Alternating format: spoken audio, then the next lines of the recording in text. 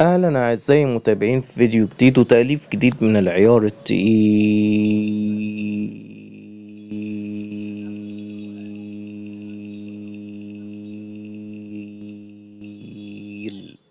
جدا.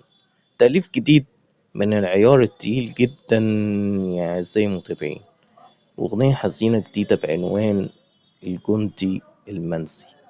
أعزائي المتابعين، الفترة اللي فاتت أنا كنت واخد أجازة، قلت يعني ارتاح فيها شوية من شغل التأليف، لاني يعني احنا كنا يعني شغالين شغل تقيل جدا الفترة اللي فاتت بدون راحة وبدون توقف، فكان لازم ان انا اخد بريك صغنن 13 يوم تقريبا، والبريك ده لوحده كان كفيل ان هو يعيد الي النشاط من تاني.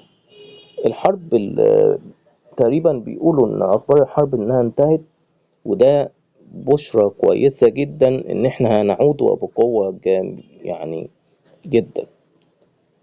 بالنسبة لقصة الوحوش، احنا هنكمل بقية حلقات القصة ان شاء الله، بس انا لسه محضرتش بقية تأليفها.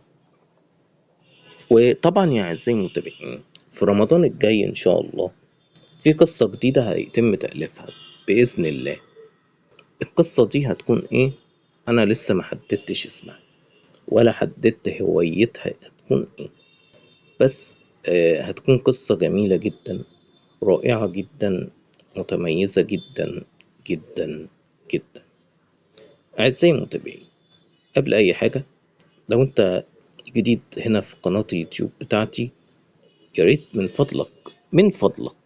فضلك تشترك في القناة وتفعل الجرس عشان يوصلك كل جديد.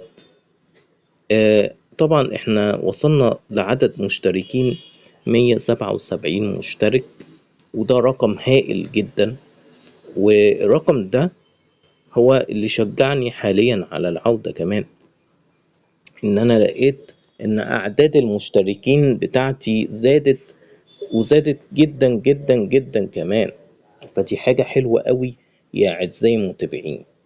اما اللي بيسألوا عن بقية تأليف قصة الوحوش، انا لسه زي ما بقول لكم لسه ما كملتش تأليف بتاعها.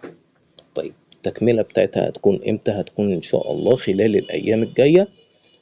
ممكن يعني الفيديو ده هينزل، وبعد ما هينزل مثلا بحوالي 9 ايام هنحاول ان احنا نأسس الحلقات الجاية.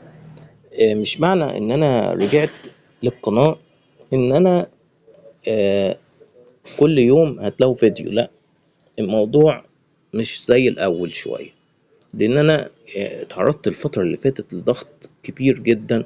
الضغط ده كان كفيل ان هو يخليني اعمل كده. طيب اعزائي المتابعين، يعني الاغنية الحزينة اللي انتوا شايفينها دي هي اغنية حزينة رائعة جدا، واحنا هنتكلم عن فكرة الأغنية الحزينة اللي هي الجندي المنسي. ولكأني الجندي المنسي اللي اتنسى وغرقان في حزن، سيرتك في بالي وجوه عقلي، ويتهيألي إني بالنسبة ليكي مجرد ماضي. هو معقول ما فرقش بحاجة غيابي، ولا عشان حبك لواحد تاني؟ معقول نسياني ومش فاكراني؟